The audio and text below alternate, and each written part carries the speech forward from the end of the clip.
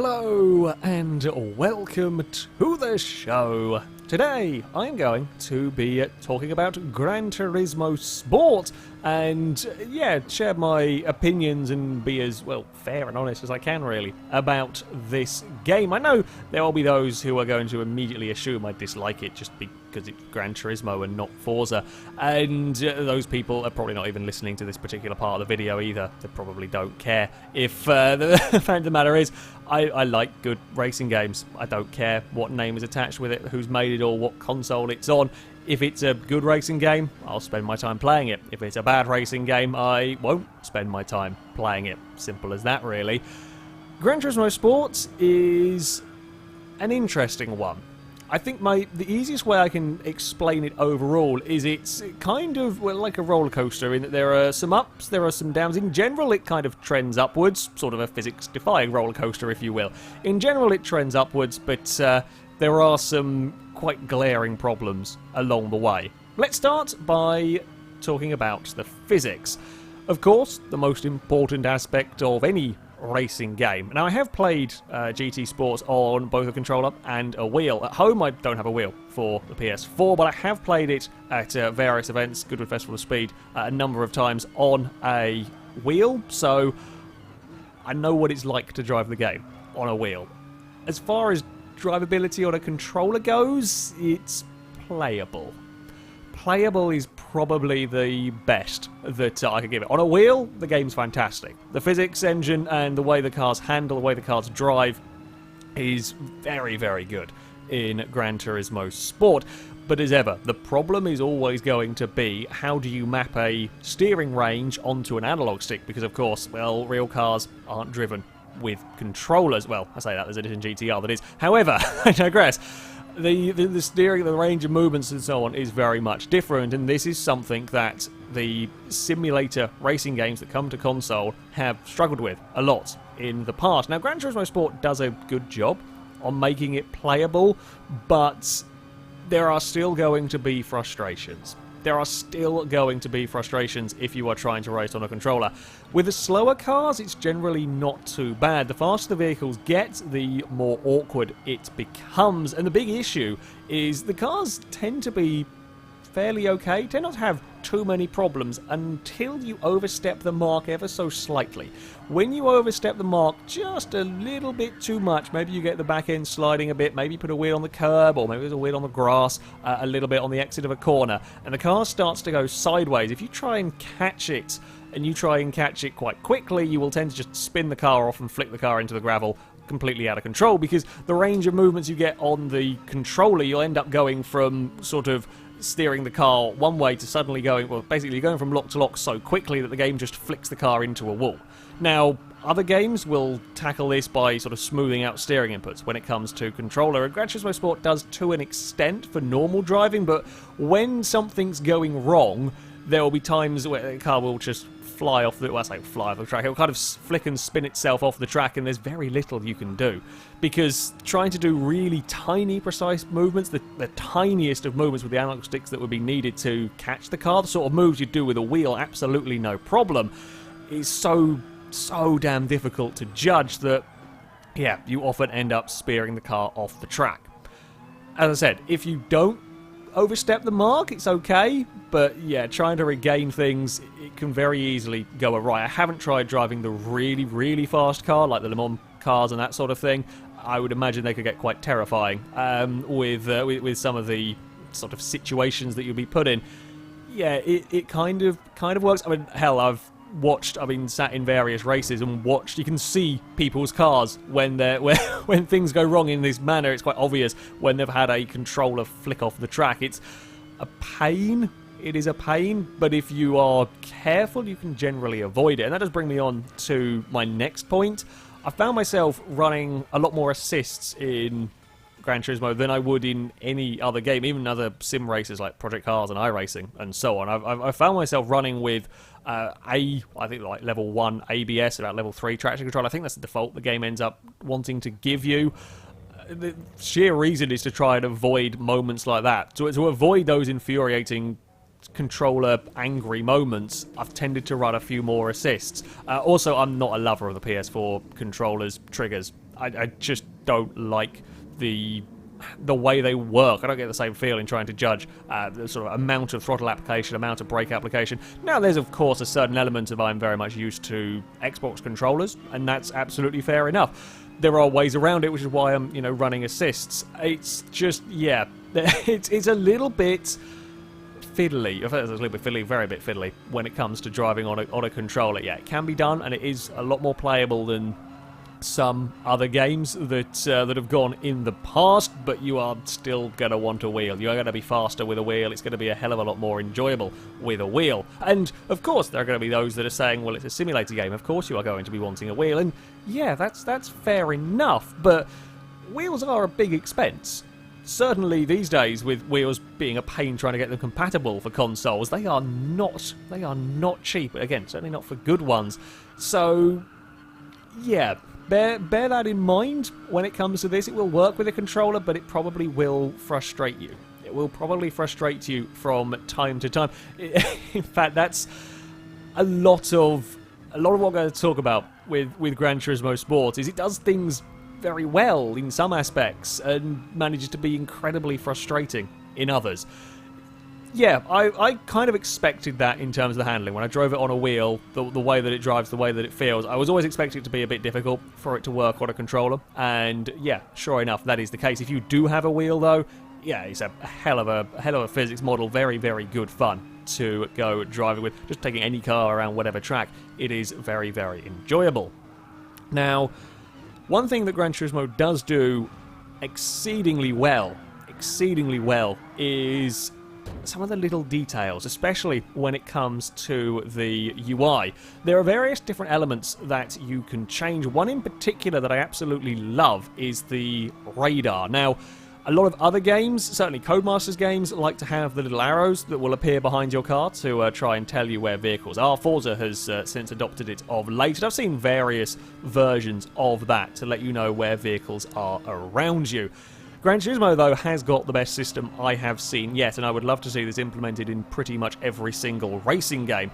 You have various things you can have it set to. You can have it showing a track map, but the radar shows up a very sort of close-in image of your car, and as you are racing, it'll show you the vehicles around you. So your car will be the blue arrow, and around you will be the red arrows, and that will let you know where vehicles are, and we're talking in real close proximity here. We're not talking about in general overall around the track. We're talking about real close proximity. So if you happen to be doing an oval race, you will know when there is a car above you, where there is a car below you, whether you can come down safely or not. Sure, in real life you'd have spotters telling you this, but the radar system works perfectly. It is visible enough so that you can keep an eye on, you can keep an eye on the track, you can see where you're going. Just a quick glance will let you know if it is clear to move down. It's much easier to look down at that radar than to faff around with one of the analog sticks to look left or look behind you and then try and judge. You've got this immediate information right there that is going to tell you whether you can move the car across or not.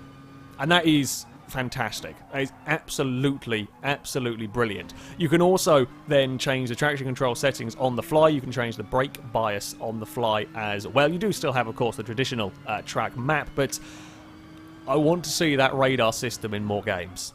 I really want to see that radar system in more games because it is such a simple thing, but makes such a big difference when you are running closely together with other cars. It is a very helpful indicator. I mean, the rest of the UI as well, I do quite like. At times it might look a little bit cluttered. It does throw a fair bit of information out at you, but you've got just about everything that you could possibly need, and none of it is too distracting. None of it quite takes away too much from the actual racing, and you can track certainly plenty of different information. Certainly when you sort of qualify, you can track different sectors and so on. It's does exactly what you want it to. At times, certainly some of the main menu screens, it is a lot of the writing is quite small. It might not help. I don't have the greatest of TV in the living room, which is where the PS4 is, but the menus, as ever with Gran Turismo, they know what they're doing with the menu design. It all feels very Gran Turismo-esque.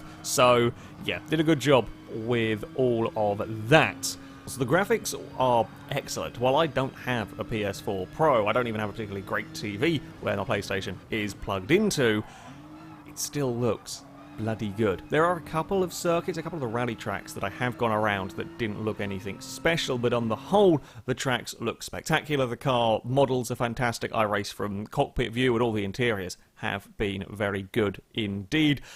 It's an incredibly pretty game. In the photo mode as well, you can get some very impressive shots. So yeah, in terms of graphics, it is really quite up there. And there are other smaller details, things like the ability to change the camera position in the cockpit mode, the ability to flash the headlights or use the indicators on the car. Now, these things might only be used by a tiny percentage of people. There might only be a tiny fraction, percentage of times where I need to be able to, well, I say need to be able to, but where I can use the indicators, maybe to let a faster car go past or to indicate on an oval race what lane you're wanting to take, etc. They're very rare, and while not necessarily 100% necessary to work, it's nice to have that ability. It's nice that there is the option there if you want to. So all of these little details together are really, really quite nice. However, we run into a little bit of a problem. You see, Gran Turismo Sport is a primarily multiplayer-focused game. Now, that's fine. I don't have an issue with it going down that route. I don't have an issue with the fact that the single player is basically the racing equivalent of a bunch of fetch quests put together.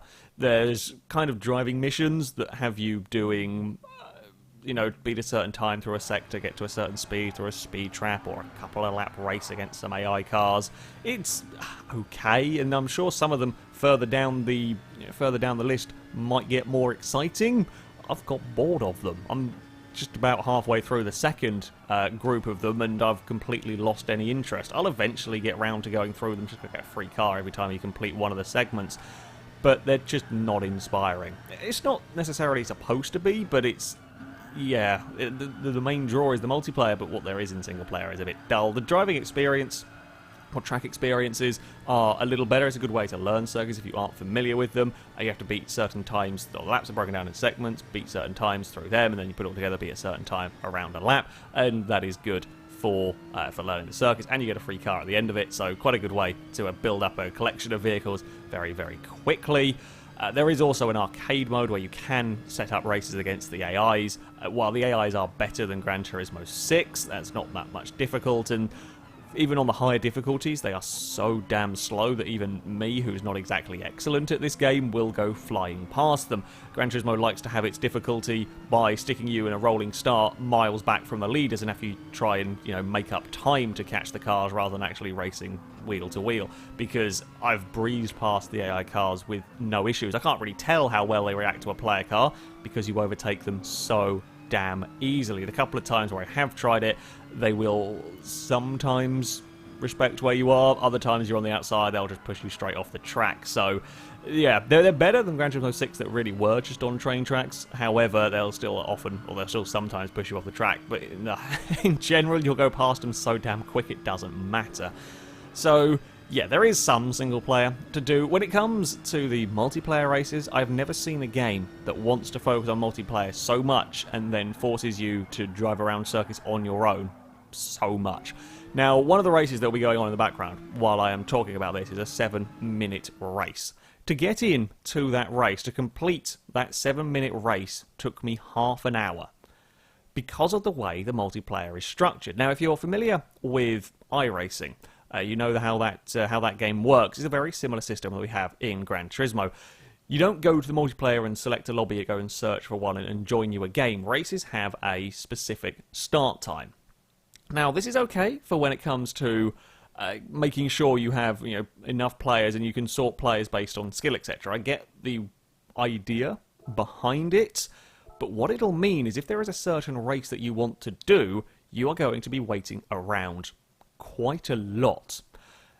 Now, at the moment there are only 3 daily races that are happening. There are some other championships, bigger championships, but they're not scheduled to start till November. So for now you have just 3 races. Now, daily races to me suggest that these are supposed to cycle out and change every day. they kind of change every 3 days-ish. I've seen them change a couple of times, but yeah, they don't cycle out as regularly as you would like. And if one of those races you don't particularly want to be doing, which is, you know, fair enough, we all have events, we have tracks, we have cars and so on that we might not want to be going and driving, you can be stuck waiting 15-20 minutes for a race that you want to take part in to start. Now, if I had a game that had a 15 or 20 minute loading screen, it would be, I would class that as broken, quite frankly. Now, of course, you can do stuff while you are waiting for this race to start. The problem is, if you sign up for the race, the only thing that you can do while signed up is a qualifying time trial. Now, that's okay if you've got, you know, a few minutes, or if you haven't learnt the track and you want to go practice the track and set qualifying time. But if I've been racing that game or racing that circuit for a couple of days now, maybe I've got a qualifying time, I'm happy, or maybe I don't want to go and do qualifying, I can't do anything at this stage. If I try and back out, I have to essentially deregister from the race. And then I can go and do single player boredom, or single player stuff, I should say, but while I wait for that event to start. But there's a game clock, but there's no way of, I say, keeping track with it within the game about when to go and register for that race. It is very easy, and I have done it when I've gone, right, okay, I've got 15 minutes, so I'll back out, I'll go do a couple of other things, and then come back, and happen to have missed it by a minute or so with the start time, because I just didn't quite keep an eye on a clock. As I said, there is a clock in-game, but it's only in the menus. It's not when you're doing any of the actual events. So if I get distracted doing a certain driving mission or a certain track experience, and haven't kept a really close eye on the clock, I can end up missing the start of a race, and then I've got to wait another 25 minutes for an event to come around. So you end up often just stuck doing qualifying time trials, because when you're doing those, it'll keep up at the top of the screen how long it is until the race starts and automatically drop you into the lobby. I don't know why, when I'm registered for a race, I can't then go back out and go do some of the single player stuff and it keep me registered for that race and do exactly the same, drop me into the lobby when it's time for that event to start. I don't get, like, iRacing, I can go and sign up for an event and then go test a car somewhere completely different, and it's fine to drop me back into the race when that's ready to go. So yeah, the game is so happy, it's so determined to have you driving just laps on your own around a circuit. And it's okay, again, it's okay for learning a track, and it'll be okay for setting qualifying times on the first day you're doing this stuff, but after a while, you just want to be doing the racing. You want to be doing the actual wheel-to-wheel racing, not doing time trials. So that is one annoyance. I actually like the qualifying system that they have in Gran Turismo Sport. It's probably the best way of doing qualifying when it comes to events like this. So rather than having to qualify before every single race, you have a time trial session you go to, you go as fast as possible, you can do as many laps as you want, and that time will then be used for all subsequent sessions that you join. It's a good system. It means that you can have grids based on, on speed. It means the matchmaking can base you roughly based on your lap speed, and on the whole, yeah, it works. But it's this whole sitting around waiting that could be seriously sped up. And when you even get into the races as well, there's more waiting. There's a warm-up session before the event. Now, I don't have a problem with it offering you an option to have a warm-up session. If you're doing a 30-40 minute GT race, sure, by all means, have a 5-minute, have a 10-minute warm-up session, but a lot of the time you're not. A lot of the time, you're doing a 7 or 8 minute race, and you're giving a 2-minute warm-up session. But that's often not long enough to complete an outlap or a flying lap. Hell, some circuits I've gone to, it's barely enough to complete an outlap. What's the point? What on earth is the point in giving us a warm-up session where we can't even do an outlap? I don't really understand. It's just, again, more wasting time. It takes 4 minutes probably to load into a lobby, join the lobby, do the warm-up session, load into the actual race. That's 4 minutes. That's almost half the length of the race that I'm going to complete has been wasted in loading screens and a pointless warm-up. It could be so much more streamlined to get you into the races. Again, absolutely keep the warm-up sessions as an option for something to run in the big championships, in the big, longer races. But for an 8-minute race, it's not necessary. It's not necessary at all. Again, there's a lot of wasting of time. Just because there is an option doesn't mean it has to be used permanently in all of that. Now, when we get to the actual multiplayer races themselves, A game like this is going to pretty much live and die based on how good the safety rating system is. This is the game's way of measuring how clean you are as a driver. Theoretically, if it works, you will have the cleanest drivers racing with each other. You'll get very, very good racing. And I'm pleased to say that on the whole, Gran Turismo Sport works. But it is not without its frustrations. The problem is, and the problem will always be with games like Gran Turismo Sport, games like iRacing and so on, that employ this safety rating system, is that you have a computer judging penalties. Now, a computer can judge when there has been a collision between vehicles, but a computer cannot judge who is at fault. And that is, at the end of the day, the big issue, because you can be doing absolutely everything right, somebody plow into you, and you will be penalised, or you will lose safety rating.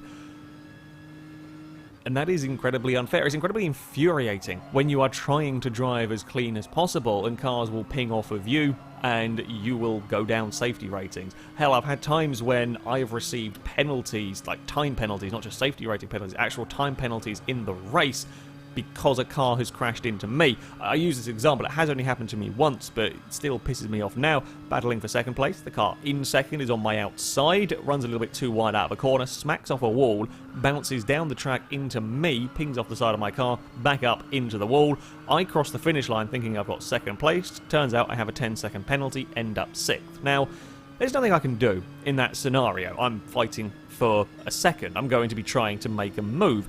I gave him plenty of space on the outside. He just asked too much of his car. Ran too wide on the exit of the corner, smacked the wall. Nothing I can do in this situation. Yeah, I could not have my car alongside him, but if you go for that attitude, you're never going to make up any positions in a race ever. And I was given a 10-second penalty. Now, with these time penalties, if you lift off the throttle, you can erase them so they don't get added on to the kind of your end of race time, and in general you will lose less time doing that. But I crossed the finish line not even knowing I had a penalty at that particular point. Now, that is one very specific scenario, but there are going to be times, and there has been a number of times, where I've received unfair penalties. There are times when I've got my car a little bit out of shape somewhere and I had to lift off the throttle. The car behind me has run into the back of me and then crashed, and I've received a penalty for that. Now, what am I supposed to do in that situation? If I don't lift off the throttle, I'm going to have a very, very big accident, a big spin across the circuit. Now, it's not necessarily the car behind me's fault either. He might not be expecting me to get my vehicle out of shape, but you can't just give penalties away. Penalties like that can ruin a race for sort of that kind of incident. There are going to be a lot of annoyances with it. There are going to be times where your race will be ruined, where you'll be utterly screwed over by penalties. Also loves to give you penalties for running off the circuit, losing time, coming back on the circuit, and then deciding because you actually went off the track, you are going to have a 2 or 3 second penalty. Sure, I get if you're jumping corners, you're cutting corners, that's fair enough, but it needs to better detect if you've actually gained an advantage in that, because I've already been penalised because I've made a mistake on my own. I don't then go and need to have another 3 or 4 seconds added to all of that. It's incredibly frustrating, often. However, when it works, it is very good. And as I said, it tends on the whole to work out. If you are a cleaner driver, yeah, you're going to have these frustrating races, but in general you will manage to go up safety rating. You'll go to the higher ranks, you'll get into the cleaner races, and you will have the better races. That being said, even in these better races, I have seen my fair share of dodgy manoeuvring. Yeah, when a racing is good, it is exquisite. I've had 6-car battles over the lead in Evos for an entire race where you were changing positions 2 or 3 times a lap. That's an awful lot of fun. I've actually had some very good oval racing as well when you were regularly changing position. Had some awful oval racing. However, again, on the whole, it's tended, much as I said at the start, it's tended to trend positive, but there will be times where you want to throw the controller at the screen. There will be times where you're going to be completely unfairly penalised for something that you had absolutely no control over because a computer has detected that there was a collision. There will still be people doing stupid stuff, while in general, from my experiences, there have been a lot less in the way of race-ending crashes. There have been a lot less in terms of almost like full-track blocking crashes, although a lot of lobbies at the moment are only running 12 cars as opposed to 24 or so on. There has tended tended to be less of the full-on race-ending crashes, more in the way of nudges and shunts and squeezed out wide and pushed onto the dirt in places, but not total torpedoes into corners, although I have seen... I've never actually been torpedoed. I've seen a few attempts from various cars where they've been very, very... I don't think they were deliberately trying to take me out. They were just way too ambitious on the brakes and just went skating past and off the track. But, yeah. While it is frustrating, while it will anger you, overall, it has tended to give me some decent racing. Like the matchmaking system, I think it first pulls based on your safety rating, then probably on your driver rating, which is how fast you go, and then roughly around on your lap time. That matchmaking process has seems to, on the most part, put you in pretty, competitive lobbies. Sometimes I've ended up in lobbies that are a bit quicker than me. Sometimes I've ended up a bit quicker than the lobby I am in, but in general, it has worked out to get you some good racing. So, yeah, when the races are good, it is incredible. But there will be some frustrations. And perhaps one of the biggest frustrations is not even to do with the safety rating system. The way vehicles ghost is awful. The game is very, very keen to teleport cars back onto the circuit. Now, if you've run off the track and binned your car in a wall, can't get the vehicle out, fair enough. Teleport it back onto the circuit so that they can get back into the action. However, I've had times where I've run wide in turn 1 at Brands Hatch. We've all done it at some point. It's inevitable. It's the type of corner where you do that. And you bounce the car across the gravel. Now, I've not run wide to the point where I've gone off and smacked the tyre bundle. I've just gone too fast. I'm on the gravel. But I've got the car just about under control and I'm making my way back onto the circuit. But I guess the game registered that I've been off the tarmac for a certain amount of time and then decides to teleport me back to the middle of the track from an almost dead standstill. Why? Why exactly is that necessary? I'm recovering the car perfectly well on my own. Now, I think potentially the reason the idea behind it is to stop people from doing dangerous re-entries onto the circuit and causing a crash, which, yeah, we've seen plenty in other racing games. I understand the problem there, but teleporting cars into the middle of the circuit is not necessarily the solution. Now, yeah, when these cars get teleported, they are in ghost mode, but ghost mode in this game is so unreliable that I can't trust it. You're never really sure when a car is teleported into the track how long it's going to stay in ghost mode. Sometimes they'll flicker in and out of ghost mode. 1 minute they'll be a solid object, then they won't be, then they'll be a solid object again. I assume there is supposed to be an amount of time that they stay in ghost mode, unless there is like a vehicle inside them, in which case then they'll be ghost mode for a little bit longer, but cars can re-enter and it's just inconsistent, which makes trying to deal with these cars incredibly, incredibly difficult. It's made especially worse when sometimes if cars are lagging, they go ghost mode. However, how long they stay ghost mode, you don't know, because I don't know how long the game is trying to, or how long the game reckons they're lagging for. So 1 minute there'll be a car in front of you, then you'll be able to drive through them, and maybe you're taking a bit more speed through a corner than them, so you'll suddenly end up in the back of them because they're in ghost mode, and then they'll lag about. So not only have you got a car jumping about over the circuit in front of you, you've got a car jumping in and out of being a solid object. Trying to judge where that is going to go is not going to be fun times. And then you may well end up bumping into it, or they'll end up bumping into you, and then you both lose safety rating. Trying to deal with that vehicle is not fun. Lapped down cars as well seem to sometimes be in ghost mode. Now, this is only a problem I've come across in the very, very short course oval racing, because none of the other races have been long enough in terms of laps, but lapped down cars will sometimes be in ghost mode. You'll be able to go up behind them and just drive straight through them, and then other times they won't be, and then there'll be times, again, when they're flickering in and out where you're just not sure how to deal with it. It's all unnecessary confusion, all unnecessary difficult, and again, you get taken out by a slightly lagging lap-down car that's sometimes in ghost mode when you're coming towards the end of a race. That's going to piss you off. That's going to make you not want to play the game. I get the problems they're trying to solve, but they're being solved so inconsistently, they're so difficult to try and understand and deal with. That, yeah, the ghost mode is a real pain in the arse. Thankfully, the last couple of times I have played it, and I think the times, certainly from the filmings that I will have some of the background footage here, it wasn't too bad, but yeah, it can get really bad. And again, it's going to be a frustration that will ruin a couple of races.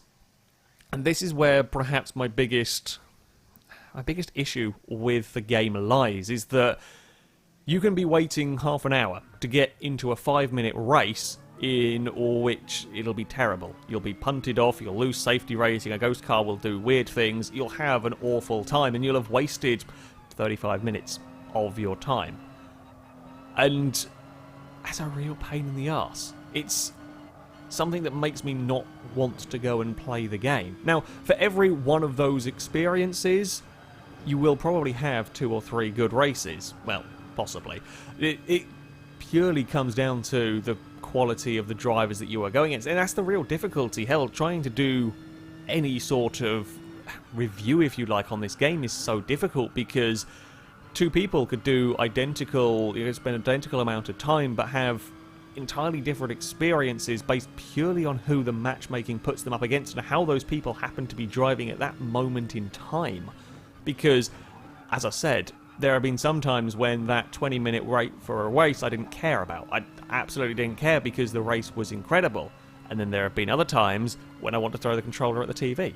Because, through no fault of my own, things have gone disastrously wrong. Sure, I've made mistakes. We all do. I've made mistakes. I've been involved in crashes that were completely my fault. I'm certainly not utterly blameless, but there are races, there are times when your entire session will be ruined by something you can't control, and then you'll be penalised for that event.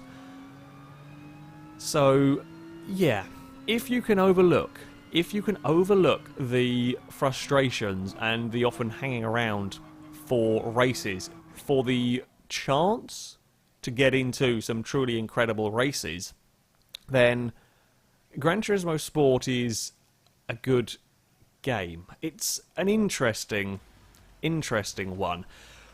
Now, I am going to talk briefly about, well, I say content, really lack of content when it comes to Gran Turismo Sport. The big issue with the game is simply just not enough there. As I said, there are only 3 circuits, 3 races that you can enter that cycle out every few days. That's it. I have not seen rally come up in it. There is rally circuits, there are rally cars, completely unusable unless you want to go play single-player stuff, which, as I said before, isn't particularly great. So, you are stuck with racing GT3 or Group 3 cars, GT4/Group 4 cars, and some form of slow road car. They're the only 3 categories of cars that I have seen come up so far in the multiplayer races in the week and a bit that I have had the game. And that's it. You like any other categories, you want to race like Le Mans prototype cars, you want to race road-going supercars, you want to do some rallying, tough. It's not happening at the moment. There are multiplayer public lobbies that you can set up and you can create your own races and so on, but I've only ever seen, I think, about 3 people in one at most. 90% of the time, there is just one person in each of them. Nobody seems to be using them, so there's a limited amount of purpose in going to do those races. There's just not enough racing. Track-wise, there are 6 real-world locations. There is Brands Hatch, Bathurst, Suzuka, Willow Springs, Nürburgring, and Interlagos, I believe. And that's it. That's all. A game, that is very proud and, very shouty about its affiliation with the FIA and so on. It's got official, sanctioned championships, etc. Has 6 real-world circuits, and that's it. There's no Laguna or Silverstone. Tracks that have been in games since, well, licensed tracks have existed in games, and they're not there. There are some fictional circuits. Some, like Dragon Trail, Kyoto Driving Park, and so on, are very, very good tracks. They're great tracks to drive around. There are a couple of ovals. There's a Pocono replica, a Bristol replica, and some terrible half-square, half-oval, weird hybrid. Some are better than others, yes, some are okay tracks, some of them aren't so great, and there's a couple of rally circuits as well. There's just not that much selection at all in terms of tracks, and cars, things don't get much better. I'm okay with having a focused car list. There's not a problem. The game doesn't have to have 1,000 cars to be good. The issue with GT Sport is that while 180 cars is, perfectly feasible, a lot of the cars are just a slight modification, a slight variation on the same thing. Take Nissan, for example. You have a Nissan GTR. You then have a Group 4 version of the GTR. You then have a GT3 GTR. And then you have a Rally GTR. Now, again, don't have a problem with having the different upgrades, the different specs for a certain car, but when basically every single base model vehicle has 3 or 4 different versions of itself, that 180 cars gets a lot smaller, a hell of a lot quicker. Now, there are some really good cars in this car list. Do not get me wrong, they have things like the Peugeot 208 GTI that I'm really, really glad to see in a driving game. They have the Lexus LC500 and so on. Great to see those cars in a game, but there are so many just slight modifications. Again, having different specs, different categories of race vehicles, I like that as an idea. You know, Need for Speed Shift did a very, very good system of being able to essentially strip out a car and convert it to a full-on race car, and it's something that I've often heard people say, and I would agree with, that Forza could benefit from. It'd be an interesting way of doing modifications. But when your car list is made up, large amounts made up from these slight different specifications of the same car, it gets very repetitive very, very quickly. Yeah, there's a big group of GT3 cars, which is a slightly faster version of the big group of GT4 cars.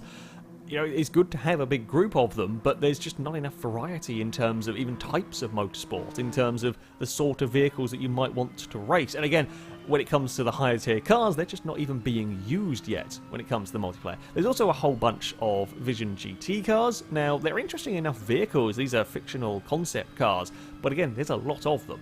There's an awful lot of them in the game, of that 180 cars, and while they're fun cars to have, they're not...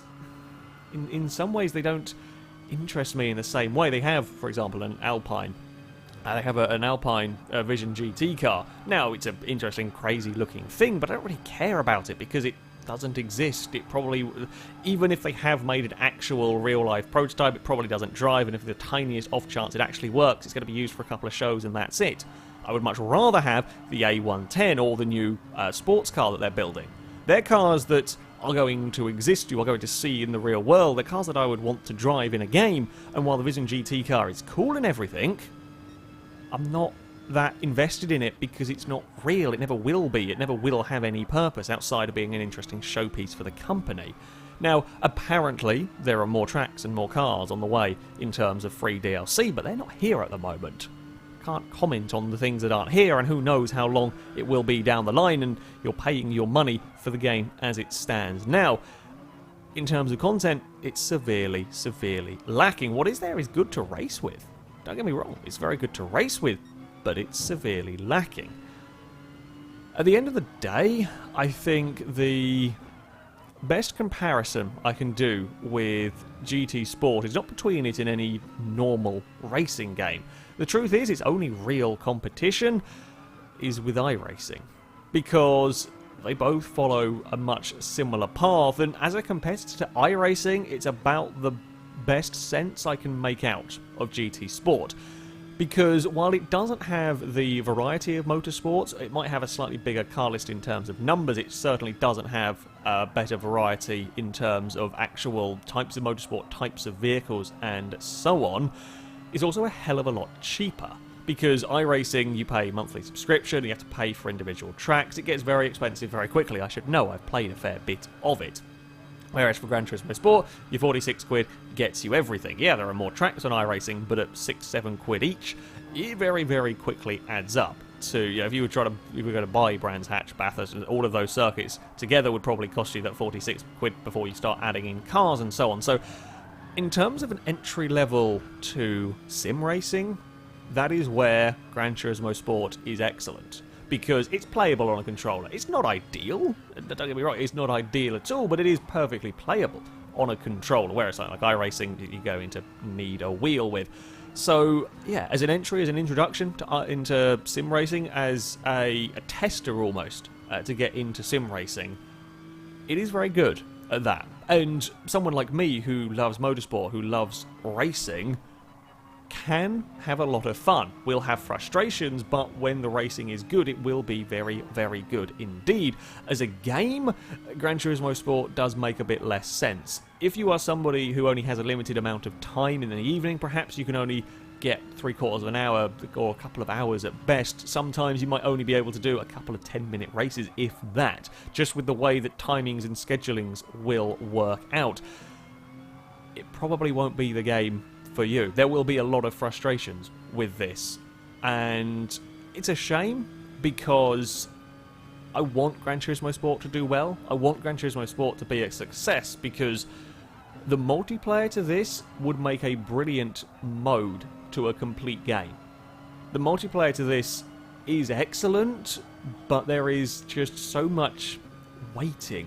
Then there's not enough freedom with it either. They've already got 3 races going on. I get the theory, the idea you keep your player base contained to keep these races full, but why not, again, take a leaf out of the iRacing book, have different races, have rally races run once every hour, have the prototype cars running races. iRacing will have events that only go off every hour, maybe only a couple of times a day, but it gives you options. You might miss them because of wonky schedules, that's true, but there's not even the options there at the moment. Again, maybe this is stuff that will eventually happen down the line, but it's simply not happening at the moment. At the time that I am playing this game, it isn't there. As I said, I hope Gran Turismo is a success. I hope that the idea of more serious racing, more structured racing when it comes to consoles and so on, will be successful. It will make developers and so on think that there is a marketplace out there for it, because when it gets down to the actual racing bit, Gran Turismo Sport can and often is excellent. It's the rest of the game where things struggle and often lead to excessive frustration. That, though, is going to be it for this video. Thank you very much for watching, and until next time, goodbye.